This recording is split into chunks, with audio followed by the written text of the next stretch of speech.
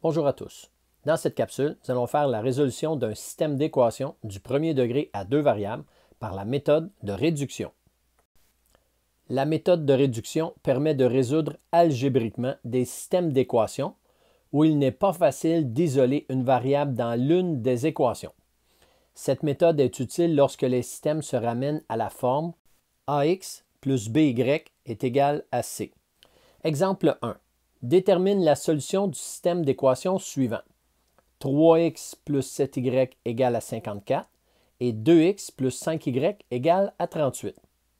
Première étape. Écrire les deux équations sous la forme ax plus by égale à c si nécessaire. Dans notre exemple, les deux équations sont déjà écrites sous cette forme. On peut donc passer à la deuxième étape. Choisir une variable avec laquelle travailler et multiplier l'une des équations ou les deux afin d'obtenir des coefficients de signes contraires pour cette même variable. Ici, des coefficients de signes contraires, par exemple, 4 et moins 4. Alors, quand on regarde nos deux équations, est-il plus facile de travailler avec les x ou avec les y? Étant donné que 7 et 5, il n'y a aucun nombre qui est un multiple de l'autre, je vais préférer travailler avec les x puisque les coefficients sont plus petits. Étant donné qu'on veut obtenir des coefficients de signes contraires avec les x, on va donc chercher le PPCM entre 3 et 2. Donc ici, ce n'est pas très difficile de voir que c'est 6, le PPCM entre 3 et 2, le plus petit commun multiple. Et on va donc multiplier la première équation par 2. Et étant donné qu'on veut des signes contraires, on va tout simplement multiplier la deuxième équation par moins 3. On obtient 6x plus 14y égale à 108 pour la première équation, après l'avoir multiplié chacun des termes de l'équation par 2. Et la deuxième équation, moins 6x moins 15y est égal à moins 114, après avoir multiplié chacun des termes de la deuxième équation par moins 3. Étant donné qu'on obtient des coefficients devant les x qui sont de signes contraires, on est maintenant prêt à passer à la troisième étape, additionner les deux équations afin d'obtenir une équation à une variable. Par la suite, à la quatrième étape, on va résoudre cette équation. 6x moins 6x, ça s'annule, c'était ça le but. 14y moins 15y, ça fait moins y. 108 moins 114, ça donne moins 6. Maintenant, pour isoler les y, on va diviser par moins 1 de chaque côté.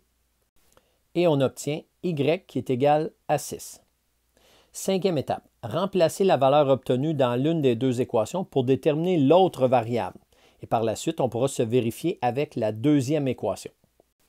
Alors, je remplace le y de la première équation par 6. Ça nous donne 3x plus 7 fois 6 est égal à 54. Ensuite, je vais isoler le 3x. Donc, on va avoir 54 moins 7 fois 6, 42. 54 moins 42, ça donne 12. Par la suite, on divise par 3 de chaque côté. X va donc être égal à 4. Je vais aller me vérifier avec la deuxième équation. 2 fois x qui est égal à 4, donc 2 fois 4, plus 5 fois y qui est égal à 6, plus 5 fois 6 est égal à 38. 2 fois 4, 8, 5 fois 6, 30. Ça nous donne donc 38 égale à 38. C'est une égalité qui est vraie. On est donc sûr de ne pas avoir fait d'erreur et on est prêt à venir donner la solution du système, qui est donc 4, 6. Si on représente les deux équations dans un plan cartésien, les droites vont se croiser au point de coordonnées 4, 6. Exemple 2. Détermine la solution du système d'équations suivant. Moins 3x plus 8y est égal à 49. 4x plus 11y est égal à 43. À la première étape, écrire les deux équations sous la forme ax plus by est égal à c. Pas besoin dans ce cas-ci, parce que les deux équations sont déjà écrites sous cette forme. Deuxième étape, choisir une variable avec laquelle travailler et on va s'organiser pour obtenir des coefficients de signes contraires pour cette même variable. Est-il plus facile de travailler avec les y ou avec les x? Je n'ai pas de multiple, il n'y a aucun coefficient qui est un multiple de l'autre pour les y ni pour les x. J'ai choisi de travailler avec les x puisque les coefficients sont plus petits. Pour obtenir des coefficients de signes contraires, je vais multiplier chacun des termes de la première équation par 4 et chacun des termes de la deuxième équation par 3. On obtient moins 12x plus 32y égale à 196. Et pour la deuxième équation, 12x plus 33y égale 129. Maintenant, on peut, la troisième étape, additionner les deux équations ensemble puisque les coefficients du x sont de signe contraire. Et par la suite, on va, quatrième étape, résoudre l'équation. Moins 12x plus 12x, ça s'annule. 32y plus 33y, 65y. 196 plus 129, 325. Il nous reste à diviser par 65 de chaque côté pour isoler le y, ce qui nous donne que y est égal à 5. Maintenant, cinquième étape, remplacer la valeur obtenue dans l'une des deux équations pour déterminer l'autre variable. Et sixième étape, se vérifier avec la deuxième équation. On obtient moins 3x plus 8 fois y qui est égal à 5 est égal à 49. Maintenant, 8 fois 5, ça donne 40. Donc, on va isoler le terme qui contient le x. Donc, moins 3x va être égal à 49 moins 40. 49 moins 40, ça fait 9. On divise par moins 3 de chaque côté. Donc, le x va être égal à 9 divisé par moins 3, ce qui nous donne x qui est égal à moins 3. On va aller se vérifier avec la deuxième équation. On obtient 4 fois moins 3 plus 11 fois 5 qui est égal à 43. 4 fois moins 3, c'est moins 12. 11 fois 5, 55. Moins 12 plus 55, ça donne 43. Donc, 43 égale à 43. C'est une égalité qui est vraie.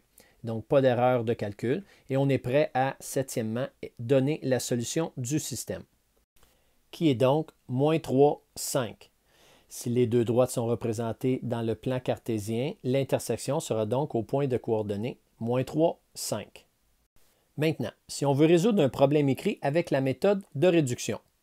Pour un problème écrit, on fait d'abord la mise en équation et on recontextualise la solution. Premièrement, identifier les deux variables. Deuxièmement, traduire la situation par un système d'équations se ramenant sous la forme ax plus by égale à c. Troisièmement, choisir une variable avec laquelle travailler et multiplier l'une des équations ou les deux afin d'obtenir des coefficients de signe contraire pour cette même variable. Par exemple, 4 et moins 4. Quatrièmement, additionner les deux équations afin d'obtenir une équation à une variable. Cinquième étape, on résout cette équation. Sixième étape, on remplace la valeur obtenue dans l'une des deux équations pour déterminer l'autre variable.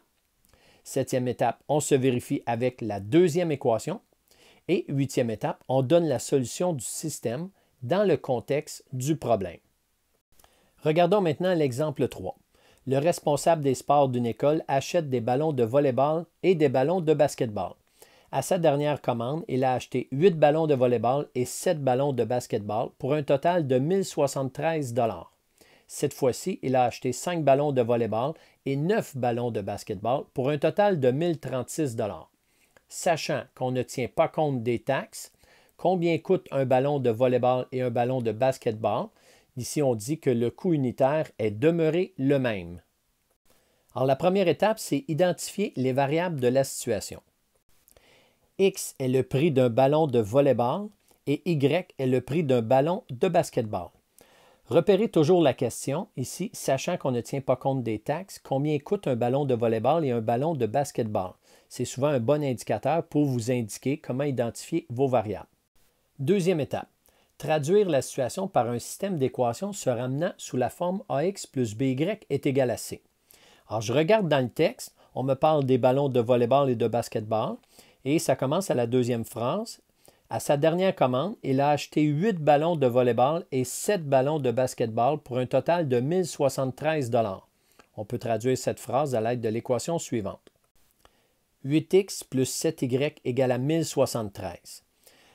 8, c'est le nombre de ballons de volley-ball fois le prix d'un ballon de volley-ball, donc ça nous donne un montant en dollars. 7, c'est le nombre de ballons de basket-ball fois y qui est le prix d'un ballon de basket-ball, donc aussi une expression qui est en dollars. Le 1073 est en dollars, j'ai donc une bonne équation. On regarde la phrase suivante. Cette fois-ci, il a acheté 5 ballons de volley-ball et 9 ballons de basket-ball pour un total de 1 036 $. On pourra donc écrire 5x plus 9y égale à 1036.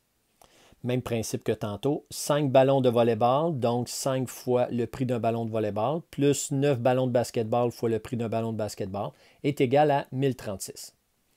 Maintenant, troisième étape, choisir une variable avec laquelle travailler, puis multiplier l'une des équations ou les deux afin d'obtenir des coefficients de signe contraire pour cette même variable. j'ai décidé de travailler avec les X.